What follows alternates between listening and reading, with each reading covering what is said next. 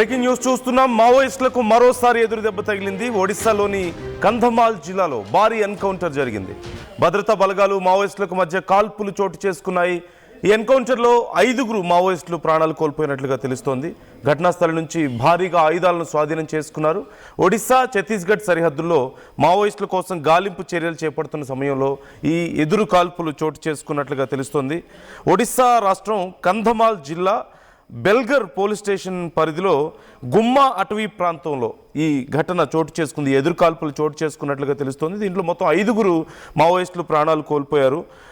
గుమ్మా అటవీ ప్రాంతంలో మావోయిస్టులు సంచరిస్తున్నారన్నట్టు సమాచారంతో పోలీసులు అక్కడ కూంబింగ్ మొదలుపెట్టారు. స్పెషల్ ఆపరేషన్స్ గ్రూప్ అక్కడ గాలింపు చర్యలు మొదలుపెట్టినట్లుగా తెలుస్తోంది. ఈ క్రమంలో మావోయిస్టులు ఎదురుపడడంతో ఎదురు కాల్పులు చోటు చేసుకున్నాయి.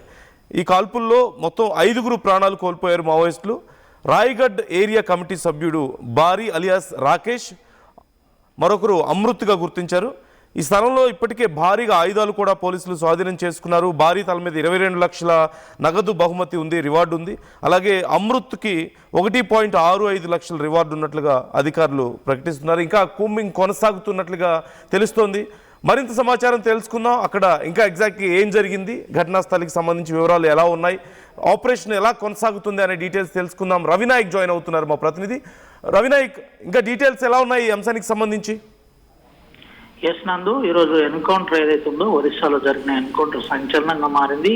ఈ ఎన్కౌంటర్లో భారీ స్థాయిలో ఆయుధాలతో పాటు కొంతమంది మావోయిస్టు పార్టీ నాయకుల బాడీలను కూడా పోలీసులు రికవరీ చేసినట్టు తెలిసింది. ఇందులో ఓఎస్జీకి సంబంధించిన ఆపరేషన్ స్పెషల్ టీంకు సంబంధించి పోలీసులు దీంట్లో పాల్గొంటున్నట్టు తెలుస్తుంది. అయితే మనం ఒకసారి పూర్తి వివరాల్లో కనుక వెళ్తే ఒరిస్సా కాంధమాల్ జిల్లాలో ఈ ఎన్కౌంటర్ చోటు చేసుకుంది. ఈ ఎన్కౌంటర్ హోరాహోరీగా కొనసాగిన పరిస్థితి. దాదాపుగా 3 గంటల పాటు భీకరంగా ఇరు పక్షాల మధ్య ఫైరింగ్ జరిగిన విషయం తెలిసిందే. అయితే ఈ అంశంలో రాత్రిపూటలో పక్కా సమాచారం, నిఘా వర్గాల సమాచారం మేరకు ఆ కాంధమాల్ జిల్లా ఏజెన్సీలో ఇటు ప్రధానంగా గాలింపు చర్యలు చేపట్టారు. గాలింపు చర్యలు ఇటు ఛత్తీస్గఢ్ అటు ఒరిస్సా సరిహద్దులో ఇది ఉంటుంది. కాంధమాల్ జిల్లా ఒరిస్సా రాష్ట్రం కింద వస్తుంది. అయితే ఘటనా స్థలంలో నుండి భారీ ఆయుధాలు, అదేవిధంగా 3 మావోయిస్టుల మృతదేహాలను కూడా తీసుకున్నట్టుగా అంటే రికవరీ చేసినట్టు తెలిసింది. ఇందులో మృతుల్లో ఏసీఎం క్యాడర్కు సంబంధించి రాకేష్ తో పాటు రాయ్గఢ్ ప్లాటూన్ కమాండర్ తో పాటు దళ సభ్యుడు కూడా కొంతమంది ఉన్నట్టు తెలిసింది. అయితే ఈ ఎన్కౌంటర్ లో ఇంకా సంఖ్య పెరిగే, ఆ మృతి చెందిన వారి సంఖ్య పెరిగే అవకాశం ఉందని చెబుతున్న పరిస్థితి కనబడుతుంది. ఇటు బెల్దర్ పోలీస్ స్టేషన్ పరిధిలో ఈ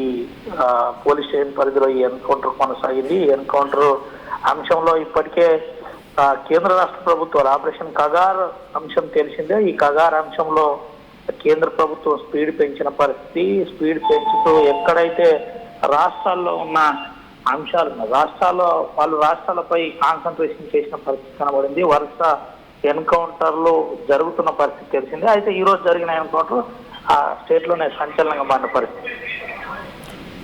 right thank you Ravinayak. Details అందిస్తూ ఉండండి ఎప్పటికప్పుడు ఈ అంశానికి సంబంధించి.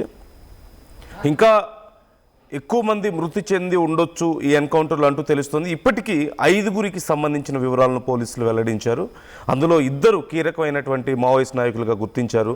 మరింత మంది మృతి చెంది ఉండొచ్చు. వారికి సంబంధించిన డీటెయిల్స్ కూడా మరికొద్దిసేపట్లో వచ్చే అవకాశాలు కనిపిస్తున్నాయి.